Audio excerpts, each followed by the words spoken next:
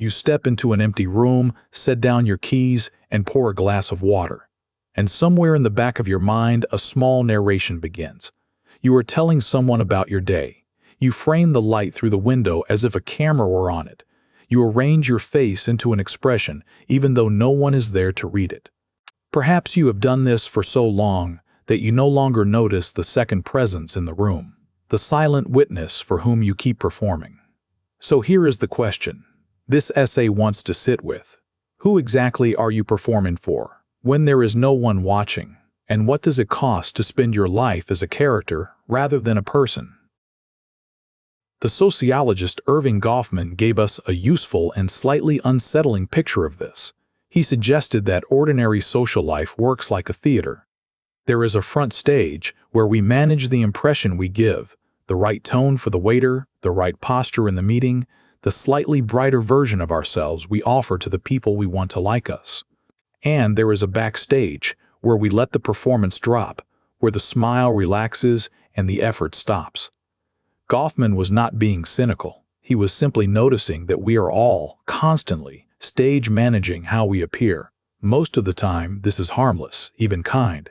The trouble begins when the backstage disappears, when there is no longer any room in your life where the curtain comes down. Why would the curtain refuse to come down? For an answer, we can go back further, to a gentle thinker named Charles Cooley, who described something he called the looking glass self. His idea was that we do not come to know ourselves directly. We come to know ourselves by imagining how we appear to other people, and then feeling a small emotion about that reflection, pride or shame or relief. You learn who you are by watching yourself in the mirror that other faces hold up to you. This is how a child becomes a self at all. But notice what it means. The audience is not an accident of your life. The audience is woven into the very fabric of how you experience being someone. And once that mirror is installed, it does not switch off simply because the room has emptied. So you carry the audience inside you. You internalize it. The glance you imagine, the judgment you anticipate, the caption you would write under this moment if it were posted. All of it continues running when you are completely alone. You rehearse arguments with people who will never hear them. You feel embarrassed by something no one saw. You perform contentment in your own kitchen as though contentment were a thing to be displayed rather than felt. The watcher has moved in. And the strange modern truth is that many of us now have a literal audience training us to do this every day, so that even solitude starts to feel like a stage that simply has not been filmed yet. Here is the sharper turn, and it comes from Jean-Paul Sartre, who looked at all of this without any comfort at all. Sartre described a moment he called the look. Imagine you are crouched at a keyhole, absorbed, not thinking of yourself at all, and then you hear a footstep in the hall behind you. In that instant, something changes. You are no longer simply seen, you are seen. You feel yourself become an object in someone else's eyes, a thing that can be judged. Sartre believed this was one of the basic structures of being human, that the gaze of the other turns us suddenly into a character, and he gave a hard name to what we do in response. He called it bad faith, the quiet lie of treating yourself as a fixed role, a waiter who is only a waiter, a person who is only their performance, because a role is so much easier to be than a freedom. The uncomfortable part is that Sartre would not let you believe there is a pure, authentic self hiding safely backstage, untouched, waiting for the audience to leave. He suspected that even your solitude is shaped by the look you have absorbed. There may be no green room where the real you sits unperformed. This is the cost laid bare. It is not only that you perform for others. It is that the line between you and the performance can grow so faint that you lose track of which is which. You begin to ask not what you want, but what would look like wanting. Not what you feel, but what a person in your situation is supposed to feel. The character starts writing the person.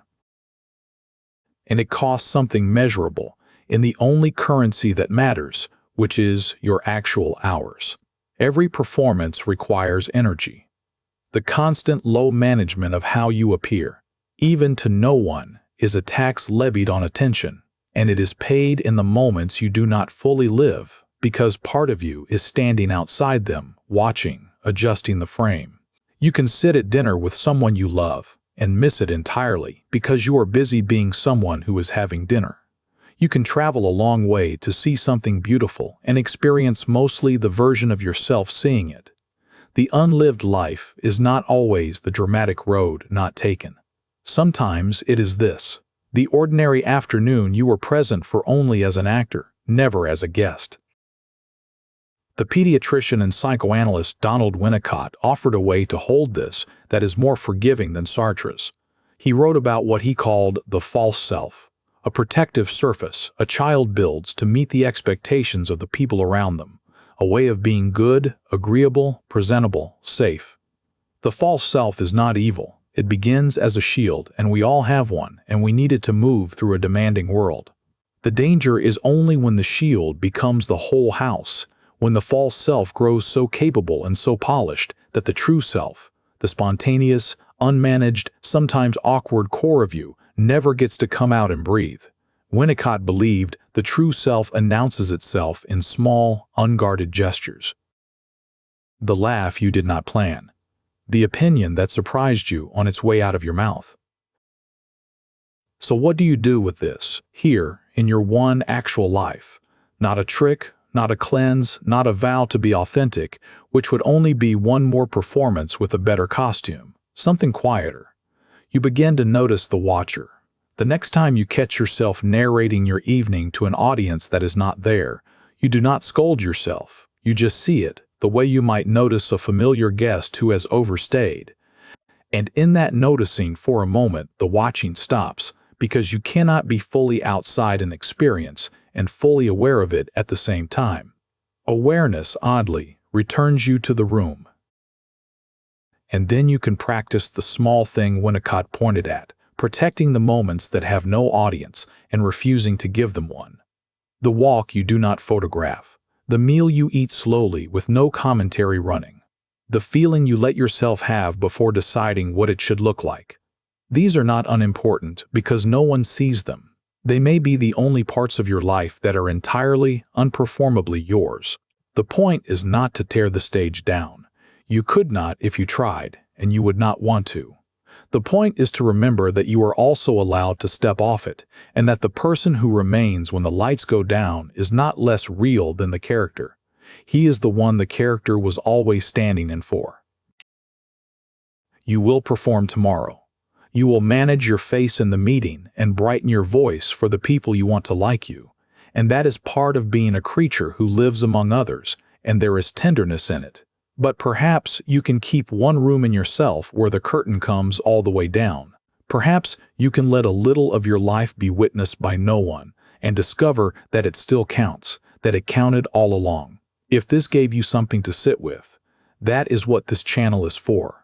Small shifts in how you see your own life. I will see you in the next one.